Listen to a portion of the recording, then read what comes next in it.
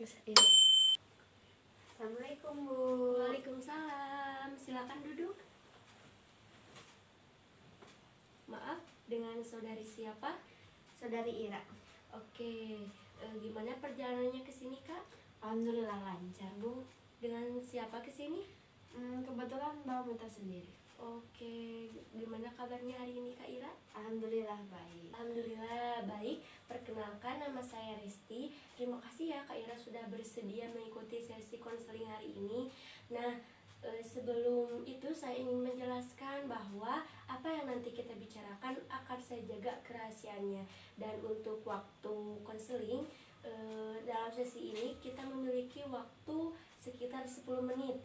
Nah, apakah Kak Ira sudah bersedia? Sudah Bu. Kalau ada yang kurang jelas atau ada yang ingin Kak Ira tanyakan, silahkan disampaikan saja ya. Saya di sini akan mendengarkan dan berusaha membantu semampu saya. Nah, apakah Kak Ira sudah siap? Sudah Bu. Oke, kalau begitu kira-kira apa yang ingin Kak Ira ceritakan? Saya ingin bercerita tentang rasa tidak percaya diri saya saat berpresentasi di depan kelas. Oh, oke, baik, terima kasih Kak Ira sudah berbagi. Nah, bisa ceritakan lebih lanjut seperti apa yang biasanya terjadi saat Kak Ira presentasi? Biasanya saya sebelum maju sudah merasa gugup duluan.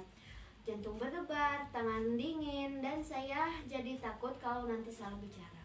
Jadi, sebelum presentasi dimulai, Kak Ira sudah merasa cemas dan takut melakukan kesalahan. Iya Bu, bahkan kadang-kadang saya sampai susah fokus. Sepertinya situasi itu cukup membuat Kak Ira tidak nyaman ya? Iya Bu, saya sering merasa malu sendiri. Nah, saat Kak Ira merasa malu, apa yang biasanya muncul dalam pikiran Kak Ira? Saya takut teman-teman saya menilai saya tidak pintar, takut ditertawakan kalau salah menjawab.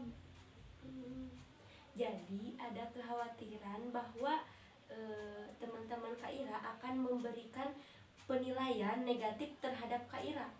Iya, seperti itu.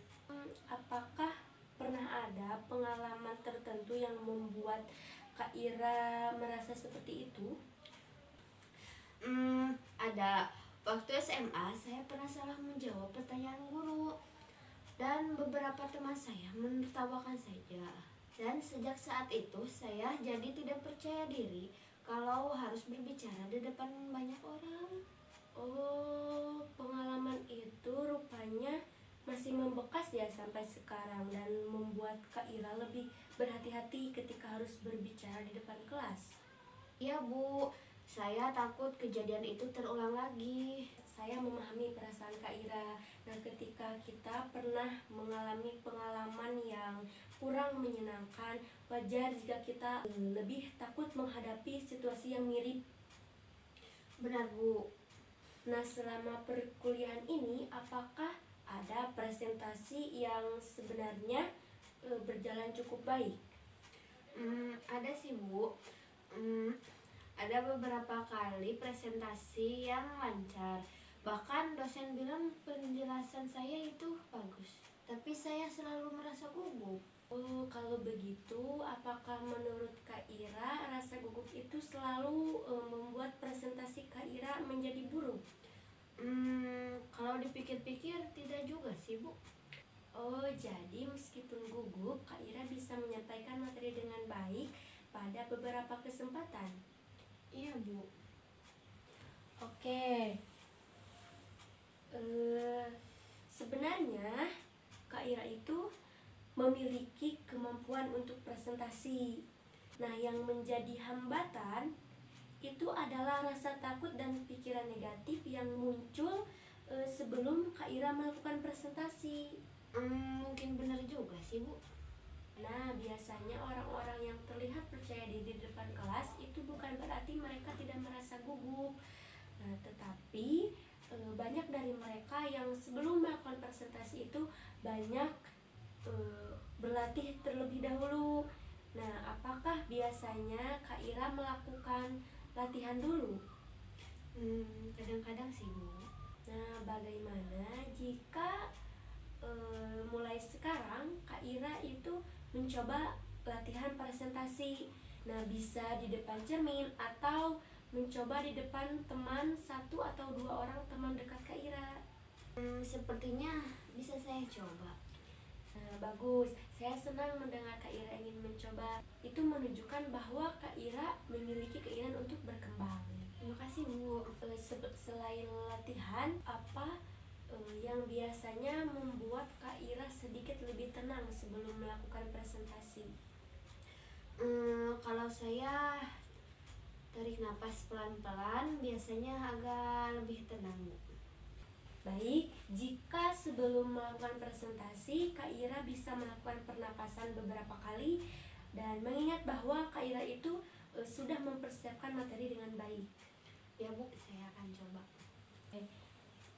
Nah, dari pembicaraan kita hari ini, saya melihat bahwa sebenarnya Kak Ira itu memiliki kemampuan presentasi yang cukup baik.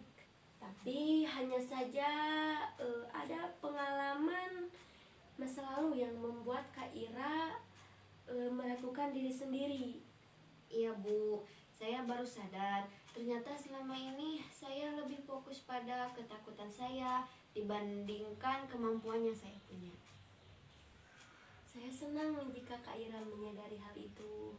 Nah, sebelum kita mengakhiri, saya ingin menyimpulkan dari hasil pembicaraan kita hari ini. Nah, di sini tadi Kak Ira itu menceritakan bahwa Kak Ira merasa kurang percaya diri dalam melakukan presentasi. Karena kan Kak Ira ini memiliki pengalaman yang kurang menyenangkan ketika berbicara di depan kelas. Nah, akibatnya muncullah rasa takut dinilai dan rasa takut melakukan kesalahan.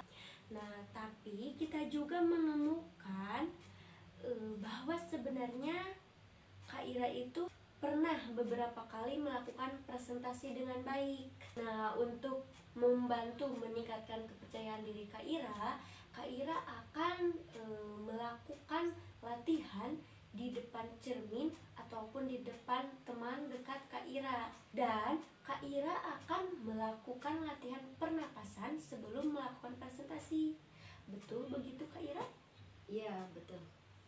Nah, oke.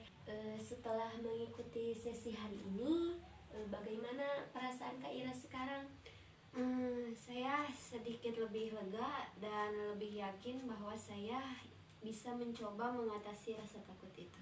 Oke, alhamdulillah saya mengapresiasi Kak Ira karena Kak Ira berani mau terbuka dan menceritakan apa yang menjadi masalah Kak Ira. Semoga langkah-langkah yang sudah kita bahas pada sesi hari ini bisa meningkatkan rasa kepercayaan diri Kak Ira. Terima kasih banyak, Bu. Oke, sama-sama Kak Ira. Terima kasih juga Kak Ira sudah mau bekerja sama dalam sesi konseling hari ini. Semoga apa yang kita bicarakan hari ini bisa bermanfaat. Dan sampai bertemu lagi dalam sesi konseling selanjutnya. Baik, Bu. Terima kasih. Saya izin keluar ya. Iya, Assalamualaikum. sama-sama.